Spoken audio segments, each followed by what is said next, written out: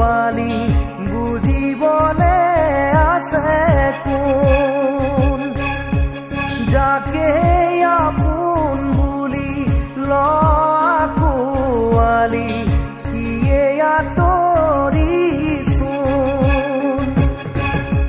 কোনো নাই তোৰ কাষতে আজি আপোন বুলিবলে জন অৰণ্যৰ মাজতো আছ অকলশৰে